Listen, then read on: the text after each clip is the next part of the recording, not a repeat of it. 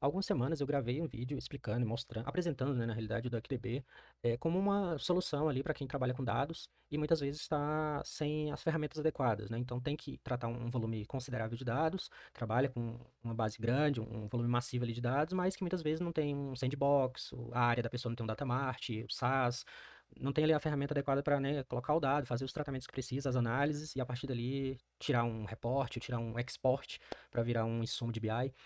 Então, eu apresentei o DuckDB na versão CLI, que nada mais é do que um executável que a gente baixa no computador, não precisa instalar, é open source, então ele abre tão simples quanto isso aqui, é um executável, quando eu abro ele vai abrir um terminal, e a partir daqui, né, como eu disse lá, entre, novamente, muitas aspas, é como se isso aqui fosse o seu banco de dados, então, que a TI não libera para você acessar, e você consegue, a partir dele, fazer manipulação nos seus arquivos locais. Então, eu já trabalhei em uma empresa que a gente tinha um self-service BI, então eu conseguia, por exemplo, abrir um portal, eu quero a base de vendas dos últimos 2 anos, para fazer uma análise. Só que isso me gerava um CSV, e naturalmente um CSV grande, porque uma base de vendas, no geral, ela tende a ser grande. Então, se você está nessa situação, tem que tratar esse tipo de dado, o DuckDB ajudaria dessa forma. Então foi o que eu mostrei. Você pode pegar esse CSV que você recebeu, que seria mais difícil ali de talvez trabalhar no SQL, ou no SQL não, no Excel, perdão, e você poderia fazer a manipulação dele direto no DuckDB aqui com o SQL padrão. Então isso aqui é perfeito. Eu vou deixar os links ali das pessoas explicando mais a fundo. O DuckDB eu acho importante entender a arquitetura, a vetorização que ele faz, por que ele é tão rápido. Então você consegue, em uma máquina bem ultrapassada, fazer uma análise de dados que a gente fala muito de Spark, cluster, mas assim, isso não é a realidade de todo mundo, né? Tem muita analista de dados que se vira nos 30 ali para entregar resultado com bases enormes, totalmente bagunçadas e que para não ajudar ainda tem o hardware ali que muitas vezes é limitado, vai ter 4 GB, vai ter 6 GB. Então, o DuckDB vai conseguir ajudar em boa parte disso daí pela arquitetura colunar, pela busca vetorizada. Então, tem toda uma arquitetura por trás. Eu vou deixar os links dos vídeos explicando. Acho que é Bruno Holanda, eu esqueci o nome do principal engineer. Ele explica detalhadamente a origem do DuckDB ali, como que ele funciona e por que ele é tão rápido. É, mas eu entendo também que para alguns, o command line, inclusive para mim, eu vou dar um exemplo aqui, eu vou fazer uma consulta aleatória. ID, data, cliente, e beleza. Aí eu vou dar um from, ok, vou colocar aqui a tabela, entre aspas, literalmente ali do meu que eu quero buscar, e aqui eu vou com limite 10. Ele só vai executar quando eu colocar um ponto e vírgula, então ele sabe que o final da instrução é sempre um ponto e vírgula, por isso se eu der enter sem um ponto e vírgula, ele vai pular para a linha de baixo. Beleza, eu vou colocar isso daqui, só que aí, pô, eu esqueci lá na linha um que eu não vou querer só ID, data e cliente, eu vou querer ID, data, cliente e o valor, para eu depois sumarizar ali o valor por cliente. Eu não consigo voltar naquela linha um, porque, de novo, é o terminal. Se eu clicar para cima, ele vai voltar no comando anterior. Ou seja, o comando anterior, nesse caso, era o from. Então, eu entendo que essa situação pode ser um pouco chata. Então, para tentar contornar isso também, tem uma versão, o GUI, né, que a gente fala aqui. O CLI é o Command Line Interface, o GUI seria a interface gráfica. O User Graphical Interface, basicamente é isso. Então, seria a interface gráfica de uso do cliente. Mais fácil, mais interativo, e lá a gente consegue trabalhar com notebook. O que muda no final das contas? Então, você tem o seu DuckDB, o seu executável, você já abriu ele aqui. Beleza, eu abri ele aqui, mas eu quero fazer a minha análise nesse tal ambiente gráfico. Como que eu faço? Eu faço uma call, então eu chamo uma função chamada start UI e passo aqui os parênteses e o ponto e vírgula. Quando eu der um Enter, ele vai instanciar essa interface gráfica num localhost. Então ele vai abrir, né, ele até mostra aqui, ó, localhost na porta 4213. Então ele vai abrir essa interface com os mesmos recursos, não vai perder em performance, não vai perder em nada. É a mesma coisa, só que na versão gráfica, de fato, do meu motor de processamento do DuckDB. Então ele até fala, welcome no DuckDB UI. Se por interesse você quiser, dá para ver o que é o Mother Duck, que é a parte de cloud. Mas a gente vai se limitar aqui, né, a quem de fato está limitado ali e precisa entregar resultado com pouco, com pouco recurso. Então, eu, ali ele ia mostrar os comandos básicos, mas basicamente eu posso abrir um notebook vazio aqui. O que é importante ver nessa tela? Aqui ele vai ficar rodando. Você não vai fechar isso daqui, porque isso daqui está sendo executado justamente porque o que você faz aqui, ele vai ser. Ele foi só renderizado aqui, né? Ele está sendo executado, querendo ou não, no terminal ali, os comandos. O que é importante aqui? Eu trabalho com células, notebooks, coisa que eu tenho no Databricks, tenho no Jupyter Notebook. Então é mais fácil. Naturalmente, quando a gente trabalha com notebook, se torna mais fácil, porque para começar, cada célula dessa é um contexto. Então, eu posso executar células específicas sem impactar aos outros, e eu tenho aquela flexibilidade do multilinha. Então, eu posso vir aqui, posso voltar, ir, voltar, digitar o que eu quiser. Opa, fiz besteira aqui, desconectei a aplicação. Então, F5 aqui. Boa. Não sei o que eu fiz, mas desconectei a aplicação. Tá, então eu tenho aqui notebooks, muito similar ao Databricks quando ele está no tema claro. Vou só fechar aqui. Não fiz roteiro para esse vídeo, tá? Então vai ser meio que no freestyle aqui mesmo. Mas eu acho. Aí eu vou deixar a imaginação de quem vê o vídeo depois ver a sua necessidade de negócio e entender em que ponto a ferramenta pode te ajudar. Mas beleza, eu tenho aqui meu notebook. Aqui é um ponto bem importante, que ele está falando o database, né? Que eu estou relacionado aqui, que eu estou fazendo as minhas análises. Naturalmente, o DuckDB, ele é, como eu falei, é um banco de dados OLAP, um banco de dados analítico embarcado. Então, ele vai fazer tudo em memória, a menos que eu persista esses dados. Então, ele vai abrir aqui, como eu não setei, vocês podem ver no terminal, ele até fala, use .openFilename para abrir um database, caso você tenha, para persistir os dados. E aí, o database seria um arquivo ponto, com a extensão .db, ou DDB, né, de DuckDB, Duck Database, basicamente. Mas aqui, beleza, a gente tem aqui em memória, então eu tenho o meu database, tá até ali falando, memory database, eu tenho as permissões de read and write, ou seja, de leitura e escrita, e tenho o meu memory, que é onde ele está alocado em memória. E o meu esquema, então tudo que eu fizer, caso eu queira persistir, por mais que vai ser apagado no final da sessão, eu posso persistir nesse ambiente aqui. Eu posso persistir em um local físico? Posso, ele dá a opção aqui de adicionar esse database. Então eu tenho um local database, eu posso ler de um bucket, o S3, um blob, ou o padrão, né, o de memória. Então, vamos supor que eu quero criar aqui, então, um database local. Acho que eu já até fiz na pasta que eu estava aqui, eu baixei os exemplos de logística, eu vou apagar para a gente criar de novo. Então, eu tenho aqui minha análise de logística, eu quero sim persistir, porque vamos supor que eu estou fazendo a análise hoje, amanhã tem mais um pedaço da análise que eu preciso fazer, então eu não quero perder o que eu fiz hoje, eu quero persistir esses dados em um database. E como parquet, é um exemplo, vamos supor. Eu posso vir aqui, posso passar esse endereço, posso colocar aqui database teste, ponto. Aí aqui eu posso colocar db, e os dois ele vai aceitar. E aqui o alias eu vou geralmente colocar a mesma coisa, database teste. Beleza. Quando eu fizer isso daqui, ele vai criar um arquivo lá onde eu apontei. Então, se eu colocar aqui nessa pastinha, ele vai falar, ó, o arquivo está setado nesse endereço. E, inclusive, a diferença é que, quando eu coloco aqui, eu tenho ali nas informações do meu database, que esse está em memória e esse está em file. Então, ele está apontando para um arquivo físico. Se eu pegar o endereço aqui, ele vai me devolver para aquele endereço lá. Então, tá aqui, o arquivo tá aqui. Beleza. A gente vai trabalhar aqui em memória, então ele já até identifica ó, que eu tenho um database de teste, que eu tenho um database de memória, que é o padrão. Aí, sendo notebook, é a mesma coisa. Eu posso, então, fazer aqui uma análise logística. Ok. E aí a gente pode trabalhar com esses dados aqui que eu já baixei para testar alguns recursos. E inclusive já deixo a dica para quem quiser baixar alguns datasets de teste, né? Precisa fazer teste de carga, essas coisas. Tem um projeto bem legal do Rubens Martins. No LinkedIn eu vi na época, e inclusive eu baixo quase que todo dia algum dataset aqui. São mais de 30 áreas diferentes, então pô, dá para testar várias coisas aqui. Quem é QA, quem precisa fazer algum teste de ingestão, como engenheiro de dados, ou quem quer montar portfólio, então baixa um tanto de base aqui, coloca no Power BI para o portfólio, bem legal. Então tem 31 temas aqui, tem 10 mil linhas. Se você, aí por exemplo, se eu clico aqui, ele vai gerar então essa base, aqui no meu caso de logística, e eu posso baixar o CSV, ok, e eu posso também colocar colunas personalizadas. Isso aqui é legal demais. Eu posso vir aqui, por exemplo, tem uma coluna booleana aqui, sim ou não. E eu posso colocar, por exemplo, primeira compra. Um exemplo. Eu quero adicionar aqui essa coluna, primeira compra. Quando eu aplicar em gerar, ele vai criar essa minha coluna e vai de forma, né, randômica colocar sim ou não, sim ou não, sim ou não, sim ou não. E aí, porque isso para quem, quando eu fizer ali um KPI, eu posso, né, ver, eu tenho essas compras aqui, qual o percentual de primeira compra? Isso pode virar um indicador lá na minha amostra de dados. Então, legal, o projeto do Rubens Martins, quem quiser eu vou deixar o link depois na publicação, e é bem legal. Mas beleza, eu já fiz aqui, baixei 12 para simular um ano inteiro. Então vamos supor que eu tô aqui na minha área de negócio, preciso fazer a análise do meu dado. E aí o pessoal abri um ticket, o pessoal de Data Analytics, de BI, me mandou 12 CSVs. Beleza? Do mesmo jeito que eu mostrei ali no terminal, eu posso fazer aqui. Então eu posso fazer um select tudo, from, posso pegar o endereço aqui do meu arquivo, joga aqui, posso colocar um limite 10, então, um enter. Beleza. Aqui tem algumas coisas bem legais, que é o formato bonitinho ali de tabela mesmo, como se fosse um display lá do Databricks, né? Bem em formato de tabela mesmo. Já traz aqui o data type, então quando eu passo, ele faz a inferência do data type. É possível setar individualmente o data type, tá? Então, do mesmo jeito tem como eu fazer cast, try cast, eu consigo também, durante a leitura, já setar um esquema estático. Mas aqui ele já fez a leitura para mim, tudo certinho, beleza.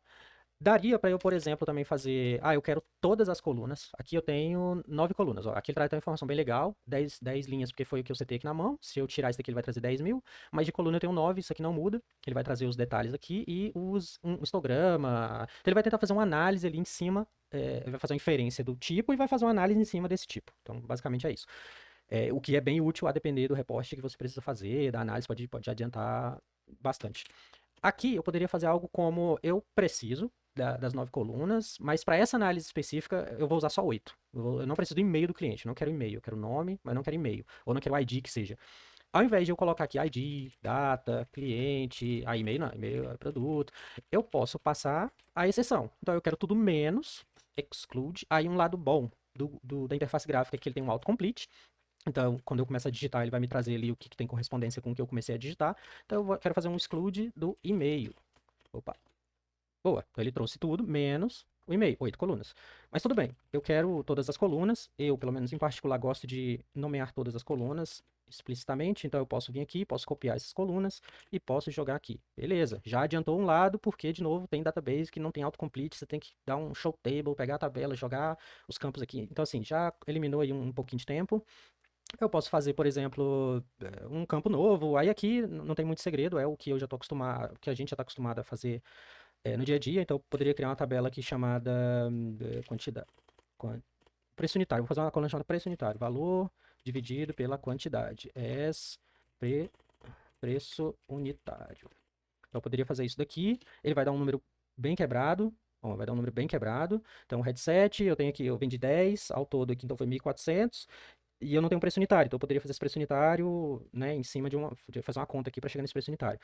Deu um número quebrado muito grande, um decimal de 12 casas decimais praticamente, então eu poderia vir aqui e fazer um round 2 para deixar só duas casas decimais, tranquilo. Então, beleza, estou fazendo a minha análise aqui, lógico, é bem simples, algo bem de boa de fazer, mas não se limita só a isso. Aí aqui você pode usar tudo que você precisar no dia a dia, de função de janela, de procedure, tudo, tudo da QDB suporta muita coisa. Aqui é mais, né, no dia a dia ali é basicamente isso. Fiz aqui o tratamento. Ah, eu quero que o nome do cliente seja maiúsculo. Eu posso dar um upper aqui, esse cliente. Bom, pronto, quero que o nome do cliente seja maiúsculo, porque sim, dá para fazer um regex. Ah, aqui é uma base de teste, mas, pô, qual o domínio que mais entra para fazer compra? Eu poderia pegar e criar uma coluna calculada com um regex para pegar o domínio. É mais Gmail, é mais Outlook, que seja. Ou não, essa base não deveria ter Gmail, só deveria ter Outlook e tem aqui. Então, são esse tipo de análise que a gente vai fazer no dado ali. Mas beleza, eu fiz a minha análise aqui. Se eu quiser fazer essa mesma coisa e tem uma estatística dela, eu posso usar o comando summarize, tá aqui, summarize, e posso passar dentro dele ou uma tabela ou a consulta. Então, já que eu tenho a consulta ali de cima, eu posso passar a consulta aqui, tudo entre parênteses. Se eu fizer isso daqui, ele vai me trazer uma sumarização das colunas com informações bem úteis. Dá para fazer assim também, como dá para, de novo, embora eu esteja trabalhando em memória, dá para eu persistir uma tabela. Então, dá para eu vir aqui em create, ó, replace. Vou criar table mesmo, podia ser view, mas temp, análise, temp. Isso daqui. Então, vou pegar esse cara aqui. Beleza, criei uma tabela, tem aqui 10.000 linhas, a minha análise temp, e eu posso passar essa análise temp para minha função, e ela vai me trazer a mesma informação.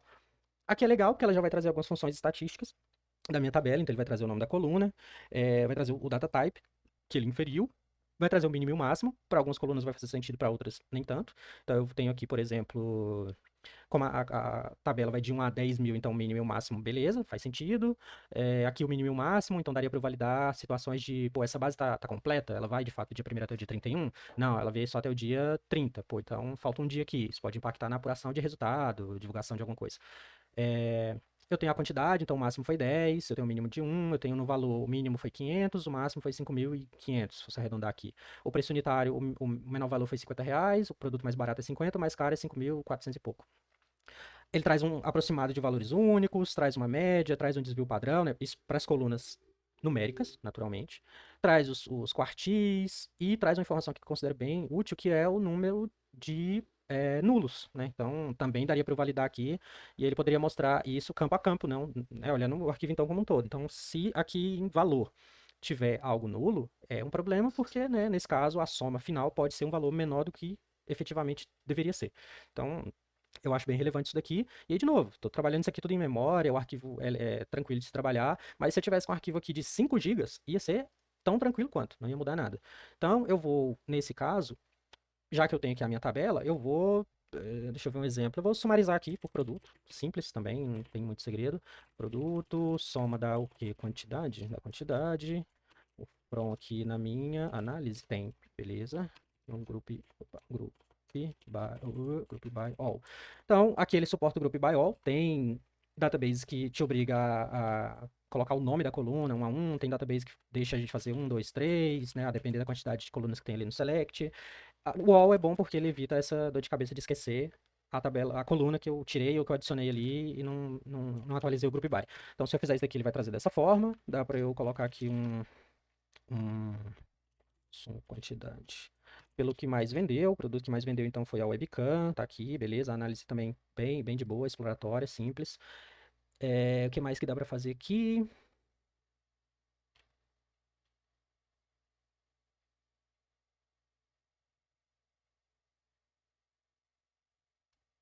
Tá, tá. Tá, então beleza, vendi 9.000 webcam, vendi 9.000 e tanto, tal. O que mais? Dá para eu, por exemplo, já que aqui eu tenho uma tabela, ó, a gente pode, por exemplo, criar um. O lado bom é isso, ó, você pode vir aqui, pode criar, vou voltar aqui, vou fazer uma segunda análise aqui, porque eu preciso ver uma outra informação que eu esqueci. Vamos dar um limite 10 aqui. Pô, então eu tenho o nome do cliente, eu tenho o produto. Ó, daria pra gente fazer um reporte, por exemplo, de. Dá para pivotar essa coluna produto. No caso, pivotar seria transformar ela em coluna. Então, ao invés de ser linha, vai ser em coluna. Deixar a data em linha e ver como que foi o evolutivo, dia a dia das vendas, né, desses produtos. Então, daria para fazer, deixa eu pensar aqui, algo, por exemplo, pivot. Aí aqui tem um ponto que é, como essa tabela tem mais colunas do que eu preciso, eu vou pegar só o que eu preciso para pivotar. Então eu vou precisar da data, porque ela vai ser a minha linha, vou precisar do produto, porque é ele que eu vou transformar em coluna, e vou precisar da quantidade. Vou pegar isso dentro do from, análise, temp, beleza? Aqui eu vou fazer por produto, então esse on é por produto, e esse using vai ser usando a soma da quantidade. E eu vou ordenar isso pela data, para ele trazer logo do dia 1º até o dia 31/12. É isso? É isso. Então, beleza. Eu tenho aqui então as vendas do dia 1º até, se eu scrollar aqui até embaixo, até o dia 31/12. E aí eu tenho, lógico, dado a quantidade de produtos, eu pivotei, isso fica um layout bacana de se avaliar, porque eu consigo ver isso diariamente, como que foi. Então, dia 1º de headset eu vendi 20, de monitor eu vendi 15, no dia 1º não vendi nenhum mouse. Aqui eu já vendi 26, 5. Então, aqui eu já tenho uma análise que eu posso ver, pô, isso aqui é um final de semana que eu vendi pouco, ou o que que aconteceu nesses dias aqui que, se eu pegar, né, se eu olhar assim, por alto, sem nenhuma análise muito aprofundada, por que que esses dias aqui eu vendi menos, por que que aqui eu vendi menos? Então eu já consigo. Por que que eu não vendi nada? Será que aqui era um final de semana, webcam, ou que não tinha estoque? Aí eu já consigo derivar essa análise para outros cenários. E de novo, isso aqui com funções básicas de SQL, com recursos simples da QTB, nem começou a suar ainda. De novo, se essa base aqui fosse de 1 GB, não mudaria nada. Seria tão rápido quanto isso daqui. Então era mais isso que eu queria mostrar. E aí vamos supor que você quer, para esse vídeo também não ficar longo demais, você fez aqui a análise, beleza, só que aí agora você quer baixar essa análise para mandar um reporte ali, para, né, isso aqui virar alguma apresentação, alguma coisa. Dá para usar o comando copy, que eu mostrei no outro vídeo aqui, fazer a extração como Parquet, como CSV, e dá também para fazer isso daqui direto. Então, se eu quiser baixar como um CSV, como TSV, né, que é separado por tab, como JSON ou como Parquet, eu consigo fazer aqui direto. Então, eu fiz a minha análise e agora eu quero fazer o export pro... Então, aqui, ó, análise concluída. Beleza, tá lá, ó. Então, se eu for lá, eu tenho que ter uma análise concluída. Cadê? Ó, tá aqui meu análise concluída. No formato do mesmo jeito que eu tive lá, então eu poderia levar isso aqui já sumarizado por Excel, já tratado, fazer só um gráfico ali e entregar a resposta. Dá para eu pegar um Parquet aqui também. Análise concluída. Beleza, tá aqui. Então fiz a minha análise, legal, tá aqui meu resultado. Então, O DuckDB não vai sofrer fazendo isso, é muito rápido, vai ajudar demais para quem está limitado por recurso, seja computacional da máquina local, por ter pouca memória, ou por recurso de infra da empresa mesmo. Então, mesmo se eu sumarizasse isso daqui tudo, ó, vamos supor, vou usar o mesmo comando que eu usei no vídeo passado. Então, aqui eu li só o janeiro. Pô, se eu quisesse ler todo o ano, ele vai buscar então nessa pasta aqui, pelo fato de ter esse wildcard, ele vai obedecer quem começar com essa fração da string e terminar com CSV. Então, nesse intervalo eu posso ter qualquer coisa. Ou seja, quando eu rodar isso daqui, já que eu posso fazer um replace, ele vai fazer um replace nessa tabela que está aqui na minha memória volátil, só que aqui vai ter que vir para 120 mil dados. Então a gente pode ver se é isso que vai acontecer. E aí, de novo, a minha análise não se perde, ela está aqui. Então, assim, eu vou aplicar isso para os outros arquivos, é a mesma coisa. Então, se eu fizer isso, ó, tá aqui. Então, a partir desse momento, eu passei a ter a minha tabela já alimentada, com todo o histórico que eu precisava. E aí eu posso ir fazendo a minha análise que eu fiz do mesmo jeito, ó, fazendo summarize com mais dados. A diferença é só essa. Eu estou fazendo agora a minha análise com mais dados. Então, se eu fizer isso daqui, ó, já mudou completamente. Por quê? Porque aumentou minha amostra. Se eu sumarizar isso daqui no meu pivotado, a mesma coisa. Então, é muito legal, é um recurso muito bacana e que vai ajudar demais o analista de negócio, o analista de dados, quem está ali em produto, marketing, que está mais distante ali da TI, não, e devido a isso não pode ter os acessos. E só para provar, por exemplo, para mostrar como que é tranquilo lidar com um arquivo muito grande, vou pegar aqui um arquivo da Receita Federal, que eu acho que eu até mostrei no outro vídeo, archive, eu não sei nem cadê. Aqui, eu vou pegar esse arquivo da Receita Federal. Acho que eu já fiz aqui, eu vou apagar porque eu quero mostrar. Eu tenho esse arquivo aqui da Receita Federal e ele tem 2 GB. Então, ele, se não me engano, compila todas as reclamações desde 2015, por aí. Então, vamos supor que você está aí na sua operação e você recebeu a demanda de analisar as reclamações da Anatel e ver como que é o comportamento, ver o evolutivo, se aumentou, diminuiu da sua empresa. Só que esse arquivo é muito grande. 2 GB, 2 GB e meio é muito grande. O Power BI, por mais que você não tenha a licença para publicar, ele pode, né, geralmente o que eu fazia também era, embora eu não pudesse publicar, eu levava esse dado para lá, já que o motor do Power Query vai processar isso aqui com uma certa facilidade, fazia os visuais ali, exportava para PDF e, querendo ou não, virava um reporte de BI. O Power BI é compatível com o Parquet. Parquet é um formato de dado extremamente compactado. Então, o que daria para fazer nesse caso é, por exemplo, transformar esse cara aqui num Parquet. Então, eu poderia vir aqui em select from, esse cara aqui, limit 10, e beleza. Se eu colocar aqui, ó, tá aqui. Então, eu tenho então, a base de reclamações da Anatel, data da extração, solicitação, o ano. Tem aqui a operadora, qual o serviço, se é pré, se é pós, se é fixo, se é TV, então por aí vai. Então eu tenho todas as reclamações de todos os produtos. Aqui eu poderia pegar essa base desse jeito, vou ver até de quando em quando tem dado aqui. Então eu tenho data extração, o max, data extração. Se eu fizer isso daqui, ele vai trazer, se não me engano, 2015, 2018 a 2020, beleza. 2018? Deve ser. Tá, 2018, 2015, 2020, perdão. Então tá aqui, 2018 mesmo. Porque aqui tá ano 2015, esquisito. Mas enfim, tá aí. Só que eu posso pegar essa base e transformar ela em um parquet extremamente comprimido e levar esse parquet para o Power BI. Então eu posso pegar aqui esse copy, e aí eu vou encapsular essa consulta aqui. Posso fazer o to para o mesmo lugar onde esse cara está alocado. Opa.